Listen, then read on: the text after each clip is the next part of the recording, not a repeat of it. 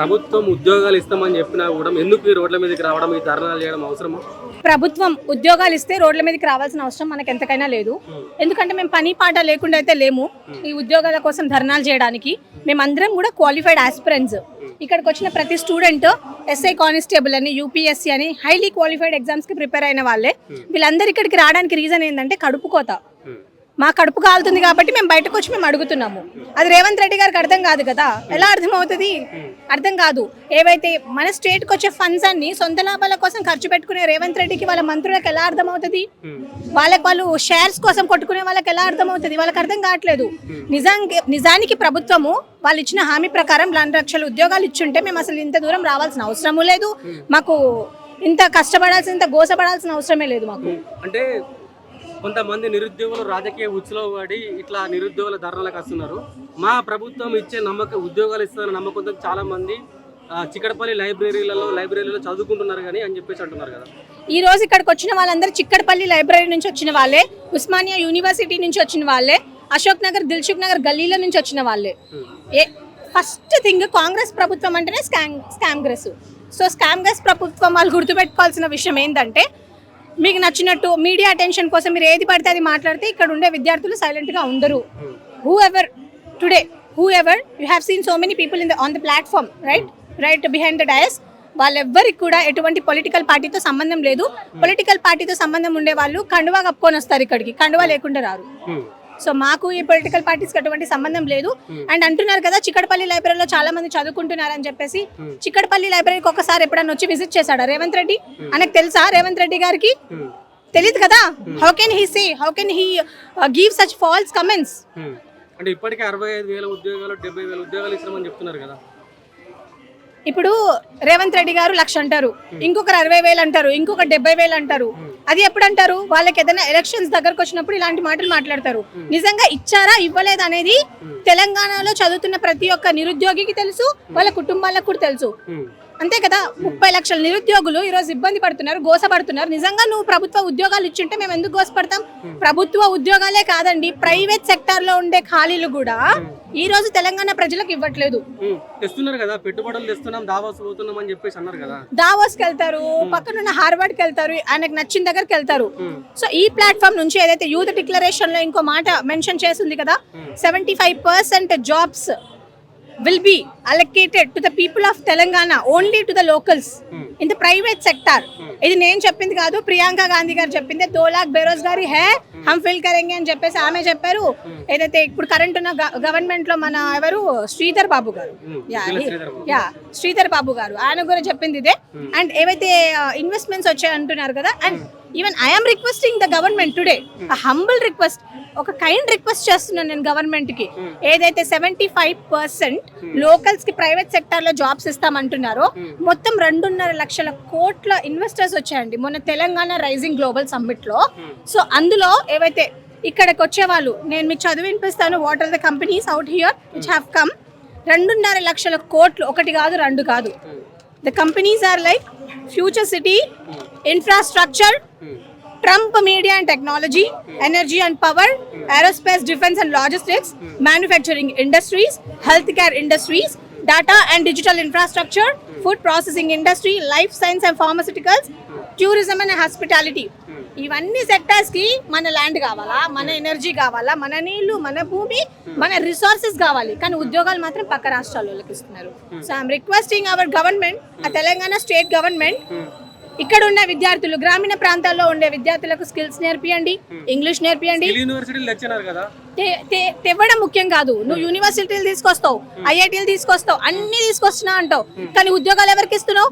తీసుకొస్తే ఎందుకు ఇంతమంది నిరుద్యోగులు బయటకు వస్తారు? ఎందుకు ఇంతమంది నిరుద్యోగులు ఇంకా నిరుద్యోగులు లాగానే ఉండిపోయినారు?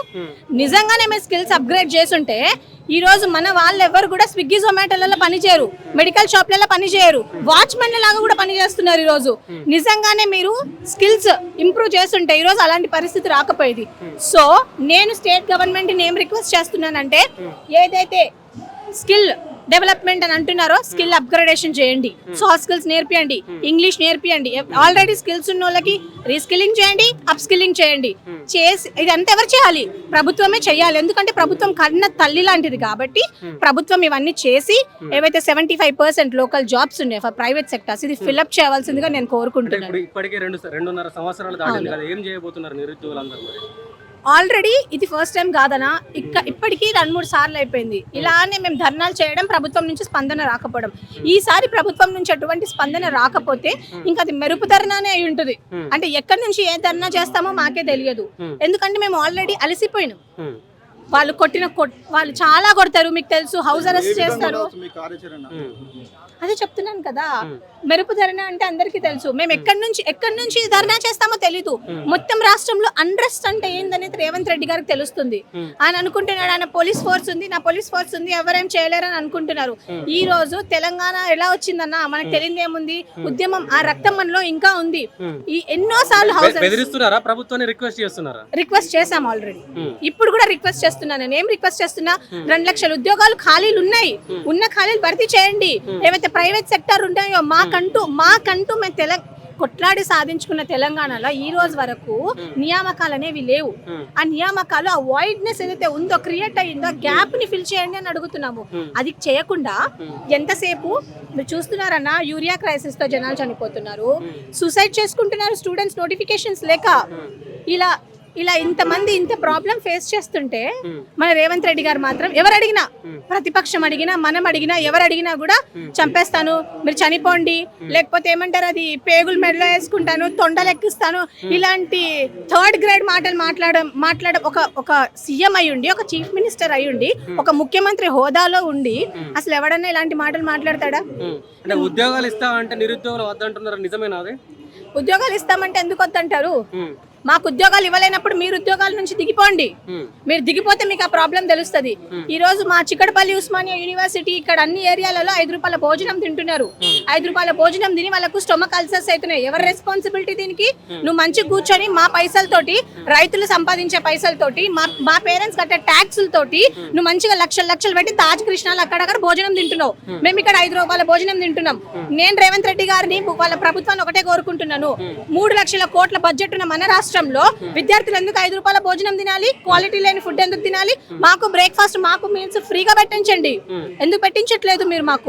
మాకు క్వాలిటీ ఫుడ్ ఎంతకైనా అవసరము. మీరు నోటిఫికేషన్ ఎట్లాగో ఇవ్వట్లేదు, అట్లీస్ట్ క్వాలిటీ ఫుడ్ అని ఇవ్వండి.